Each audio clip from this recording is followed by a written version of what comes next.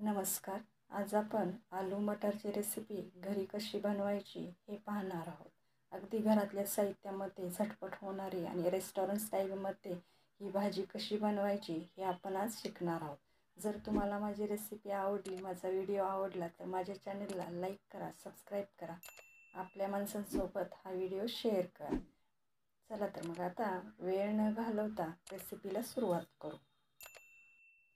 या ठिकाणी मी कढई घेतली आहे आणि कढईमध्ये एक 5-7 चमचे तेल घेतलेले आहे.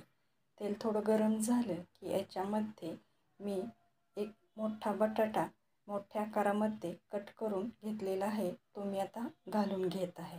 हा बटाटा आपल्याला अगदी लालसर होईपर्यंत फ्राय करून घ्यायचा आहे. अगदी याचं बाहेरचं कोटिंग थोडं क्रिस्पी झालं पाहिजे आणि एक 50% हा बटाटा शिजला पाहिजे इतपत आपल्याला हा फ्राय करून घ्यायचा आहे. या ठिकाणी बटाटा आपला फ्राय होत आहे, तोपर्यंत आपण एक मसाल्याचं वाटण तयार करून घेऊ. या ठिकाणी मिक्सरचं भांडं घेऊन मी 3 तुकडे आल्याचे घेतलेले आहेत आणि एक 10-15 लसूण पाकळ्या घेतलेल्या आहेत. छोट्या असल्यामुळं मी 10-15 घेतलेत, मोठ्या असतील तर 5-7 चालतील.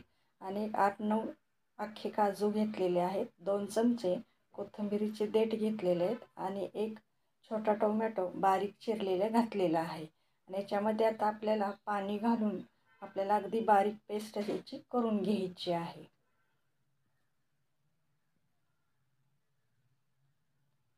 हे पहा, या पद्धतीनं आपल्याला अशा प्रकारची पेस्ट हवी आहे. आता आपण बटाटा आपला फ्राय झाला आहे का ते पाहून घेऊ. हे पहा, अगदी लालसर छान झाला आहे. बटाटा आपल्याला अशा प्रकारे फ्राय करून घ्यायचा आहे. आता हा फ्राय झालेला बटाटा एका प्लेटमध्ये आपण काढून घेऊ. तुम्ही मात्र ही स्टेप नक्की करा. याच्यामध्ये उकडलेला वगैरे शक्यतो नका घालू. हा असा फ्राय करून घेतलेला बटाटा ह्या भाजीला छान लागतो. आता ह्या उरलेल्या तेलामध्येच मी अर्धा चमचा जिरे घातलेले आहेत आणि एक मध्यम आकाराचा कांदा मी बारीक चिरलेला घातलेला आहे. आता हा फ्राय करून घेऊ. आणि याच्यामध्येच मी एक तमालपत्र, एक दालचिनीचा तुकडा, एक मोठी वेलची आणि एक 4 छोट्या वेलची घातलेल्या आहेत. आणि हे आता आपल्याला थोडा कांद्याचा रंग गुलाबी होईपर्यंत परतून घ्यायचा आहे. हे पहा, अगदी रंग गुलाबी झाला आहे. आपल्याला इतपत हा कांदा फ्राय करून घ्यायचा आहे. आता याच्यामध्ये मी 1 वाटी मटार घेतलेले आहेत ओले, ते घातलेले आहेत. साधारण एक 100 ग्रॅम असतील. आता हे आपल्याला ह्या तेलामध्ये एक 2-4 मिनटं छान परतून घ्यायचे आहे, भाजून घ्यायचे आहेत. आता हे थोडं परतल्यानंतर याच्यामध्ये आपण हे मसाल्याचे वाटण घालून घेऊ.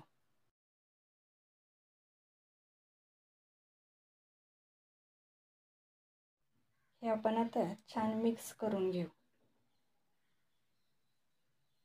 थोडं मिक्स झाल्यानंतर याच्यामध्ये मी पाव चमचा हळद घालत आहे, 1 चमचा लाल तिखट घातलेलं आहे आणि 1 चमचा काश्मीरी लाल मिरची पावडर मी घालत आहे. आता हे छान आपल्याला तेल सुटेपर्यंत भाजून घ्यायचं आहे. याच्यासाठी आपल्याला छान हे आता सगळं मिक्स करून घेऊ. थोडं मिक्स झाल्यानंतर याच्यावरती मी झाकण ठेवून याला एक 5 मिनटाची वाफ आणून घेणार आहे. हे पहा, 5 मिनटानंतर तुम्ही पाहू शकता अगदी तेलही छान सुटलं आहे आणि मसालाही छान आपला भाजला गेला आहे. आता याच्यामध्ये मी हा फ्राय केलेला बटाटा घालून घेत आहे. हे आपण आता छान सगळं एकत्र करून घेऊ. हे सगळं एकजीव झाल्यानंतर याच्यामध्ये मी मिक्सरचं भांडं धुतलेलं पाणी घालून घेत आहे. आपला बटाटा इथं अजून शिजलेला नाही आहे आणि मटारही नाही शिजलेले. याच्यासाठी मी आणखीन थोडं पाणी याच्यामध्ये घालून घेत आहे.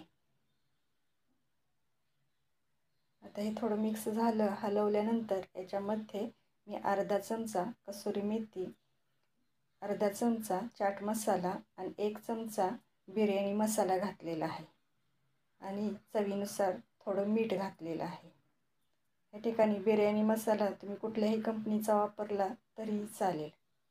नसेल तर गरम मसाला वापरला तरीही चालेल. आता हे थोडं मिक्स केल्यानंतर याच्यावरती झाकण ठेवून एक 10 मिनटं मी ह्याला छान आता शिजवून घेणार आहे.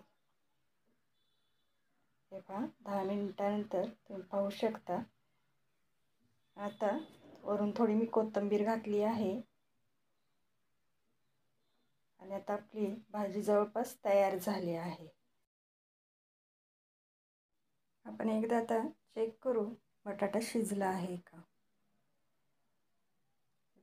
छान बटाटा शिजला गेला आहे आणि आपली भाजी आता तयार झाली आहे. तुम्हाला माझी ही रेसिपी कशी वाटली कमेंट करून नक्की सांगा. माझ्यासाठी काही सूचना असतील तर आवर्जून सांगा. माझ्या चॅनेलला लाईक करा, सबस्क्राईब करा, आपल्या माणसांसोबत हा व्हिडिओ शेअर करा, बेल आयकनला क्लिक करा व माझ्या ह्या नवीन परिवाराचा भाग व्हा. धन्यवाद.